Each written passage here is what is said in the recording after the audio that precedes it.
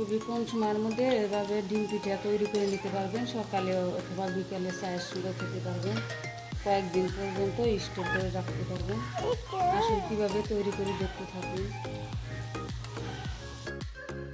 আসসালামু আলাইকুম বন্ধুরা, লাইলা কিচেন টুয়েলে আপনাদের সবাইকে স্বাগতম। বন্ধুরা কেমন আছেন? আশা করছি আল্লাহর অশেষ রহমতে সবাই ভালো আছেন। আলহামদুলিল্লাহ আমিও ভালো আছি। আজকে আর একটা রেসিপি নিয়ে আপনাদের সঙ্গে শেয়ার করতে আসলাম। এখানে 2টা ডিম ফেটিয়ে নিয়েছি, ফাটা নিয়েছি। এখন ডিমটার মধ্যে চিনি গুঁড়া করে নিয়েছি, পরিমাণ মতো চিনি দিয়ে দিব। পিঠা তৈরি করবো আজকে। ডিম পিঠা তৈরি করে নিব, চিনিটা গলিয়ে নিব ডিমটার সাথে। ডিমটা মিশানো হয়ে গেছে। এখন হাফ কাপ সাদা তেল দিয়ে দিলাম। এখানে সাদা তেল দিয়ে মিশিয়ে নিয়ে এখানে পরিমাণ মতো লবণ দিয়ে দিলাম। এখানে এখন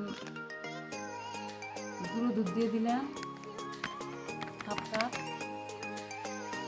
দিয়ে ভালো করে মিশিয়ে নিব গুঁড়ো দুধের সাথে।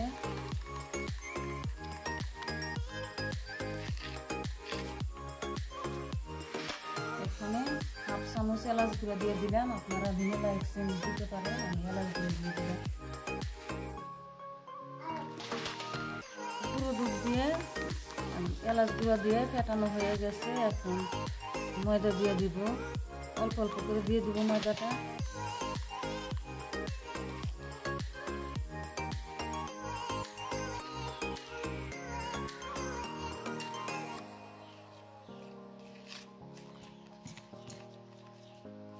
খুব সহজে কম উপকরণে ডিম পিঠা তৈরি করা যায়।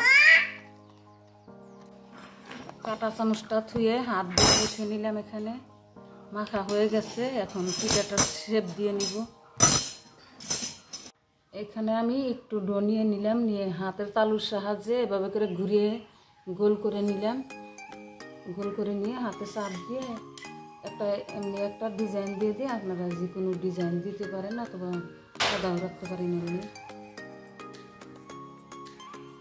এই যে হয়ে গেল পিঠার ডিজাইনটা। আমি আর একটা ডিজাইন দেখা দিতেছি, একটা তৈরি করে চাপ দিয়ে হাতের মধ্যে এই যে একটা হাজি নিয়েছি, হাজির মধ্যে এভাবে করে চাপ দিয়ে দিলে এই যে আর একটা ডিজাইন হয়ে যাবে। এভাবে করে সবগুলো অফ ক্যামেরায় তৈরি করে নিব। এই যে আমার পিঠাগুলো তৈরি করা হয়ে গেছে। এখন ভেজে নিব। এখানে তেল গরম হতে দিয়েছি, তেলটা গরম হয়ে গেছে। এখন পিঠাগুলো একটা একটা করে দিয়ে দিব। মিডিয়াম টু লো আছে ভেজে নিব। বেশি আঁচ দিলে আর কি পুড়ে যাবে, অল্প আছে ভেজে নিতে হবে।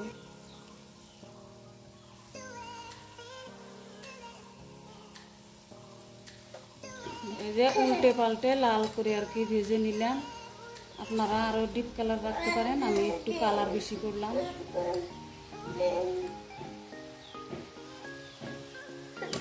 ঠিক আছে, এখন উঠিয়ে দিব।